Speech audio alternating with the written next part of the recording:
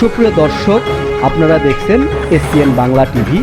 দেখুন ও সাবস্ক্রাইব করুন SPN Bangla TV, দেশ ও মানুষের কথা বলে।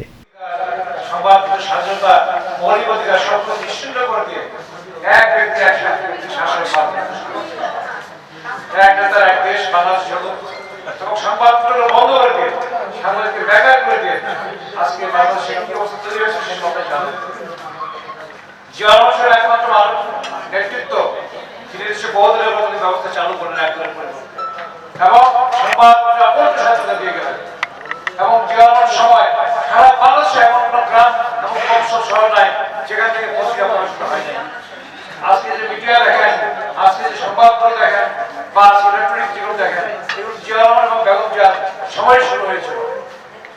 আজকে আইডিয়া গণিত হবে, যেমন আজকে তারেক রহমান সাহেব বইমেলা গিয়ে বলছেন যে এই বইমেলা 21শে বইমেলা শুধু ঢাকা মানে বাংলা ক্লিনিক হবে না, আন্তর্জাতিক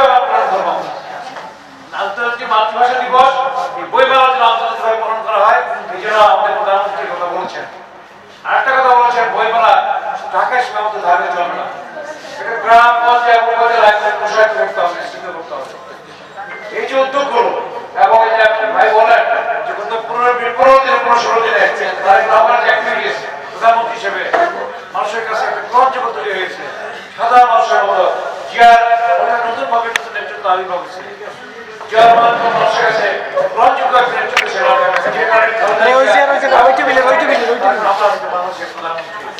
মানুষ কিভাবে তাদেরকে গ্রহণ করেছে আপনি জানেন। 17 বছর পর তারেক রহমান যখন বাংলাদেশে আসলেন, তিনি তার এয়ারপোর্টে নেমে জুতা করে দুর্বাঘাসে পা ভিজালেন। একটা গান আছে লোকমান ফকিরে, শিশির ভেজা দুর্বাঘাসে ভেজে ভিজা পা কেমন করে চেপে সেজে আমার সোনার পা। অর্থাৎ গ্রামে কিভাবে চেপে যদি শিশির ভেজা দুর্বাঘাসে পা না ভিজে। তারেক রহমান কাজটি করেন এবং একটা মাটিতে শপথ করলেন এবং 300-100 মিটার জায়গায় দাঁড়িয়ে তিনি বক্তব্য রাখলেন 50 লক্ষ মানুষের সামনে। তিনি আল্লাহর কাছে মোনাজাত করলেন, আল্লাহ তুমি সাহায্য দান করো যাতে দেশের মানুষকে আমরা এই গণতান্ত্রিক অধিকার, মানবিক মূল্যবোধ এবং দেশের স্বাধীনতা আমরা দিতে পারি।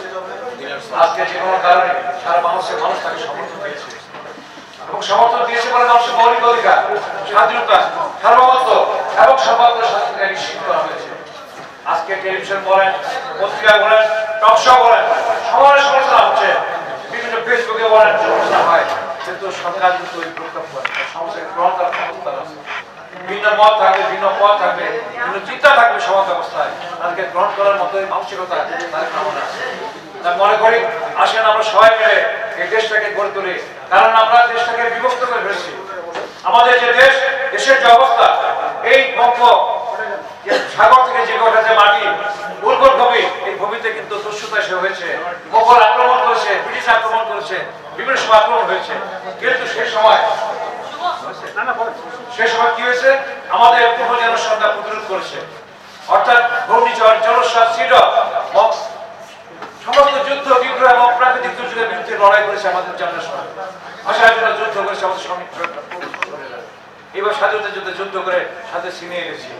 এই দেশ গুরুত্বপূর্ণ দেশ, ভৌগোলিক অবস্থাগত কারণে অত্যন্ত গুরুত্বপূর্ণ। যে কথা প্রেসিডেন্ট জিয়া রহমান সাহেব বলেছিলেন, এই দেশের এই যে আমাদের সমতল এবং পাহাড় আছে, পাশে বিশাল সমুদ্র এলাকা আছে, এই সমুদ্র এলাকার নিচে রয়েছে আমাদের তেল, গ্যাস সম্পদ, এই সম্পদের জন্যই আজ বর্তমানে সমুদ্রে আমাদের দেশে খাওয়া বিস্তার করে আছে। মাথায় রাখতে হবে, আমরা ভারতের 3 দিকে ভারত, একদিকে বঙ্গোপসাগর, অন্যদিকে মায়ানমার। অতএব ঐক্যবদ্ধ হতে হবে। আমরা যদি ঐক্যবদ্ধ হতে পারি, তাহলে সত্যিকার অর্থে বাংলাদেশে আমরা স্বাধীনতা, আমাদের সার্বভৌমত্ব, আমাদের গণতান্ত্রিক অধিকার এবং সংবাদ স্বাধীনতা নিশ্চিত করতে পারবো। প্রত্যাশা রেখে আপনাদের সবাইকে ধন্যবাদ জানিয়ে আমার বক্তব্য শেষ করছি। আল্লাহ হাফেজ। বাংলাদেশ জিন্দাবাদ। প্রাইম রিপোর্টার্স কাউন্সিল দীর্ঘস্থায়ী। আমাদের সারাদিনের সিয়াম সাধনা, সমস্ত ইবাদতগুলো কবুল করে নাও। আল্লাহ তুমি আমাদেরকে সামনের সমস্ত আমল করি সহি সূত্রভাবে করার তৌফিক দাও। আল্লাহ আমরা তোমার কাছে ফরিয়াদ জানাচ্ছি, জীবনের যত অপরাধ করেছি আল্লাহ, সমস্ত অপরাধগুলি তুমি আল্লাহ আমাদের মাফ করে দাও। আল্লাহ রহমান রাহিম গাফফার, এই পবিত্র মুহূর্তে আল্লাহ তোমার কাছে প্রার্থনা করছি আল্লাহ আমাদের জীবনের অপরাধের তোমার ক্ষমা চাই আল্লাহ, মেহরবানি করে তুমি আমাদের মাফ করে দাও। আল্লাহ তুমি আমাদেরকে সারা জিন্দেগি সুন্দরভাবে আল্লাহ তোমার হুকুম হাকমে চলার তৌফিক দাও।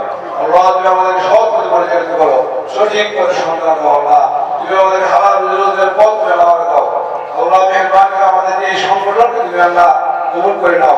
এই সংগঠনের মাধ্যমে আল্লাহ আমাদের দেশ জাতির সেবা করার তৌফিক দাও আল্লাহ। আমরা যে সময় শ্রম অর্থ ইচ্ছাটা মেহরবান করে তুমি মানুষ কবুল করে নাও আল্লাহ। তুমি আমাদেরকে দ্বারা আমাদের এই দেশকে তুমি আল্লাহ এক সুন্দর গণতান্ত্রিক উন্নয়নশীল রাষ্ট্র হিসেবে কবুল করে নাও আল্লাহ। মাননীয় প্রধানমন্ত্রী তুমি আল্লাহ সুন্দরভাবে তার প্রাণ অনুযায়ী আল্লাহ মানবতার সেবা যেমন কাজ করতে পারে সেরকম তৌফিক দাও আল্লাহ।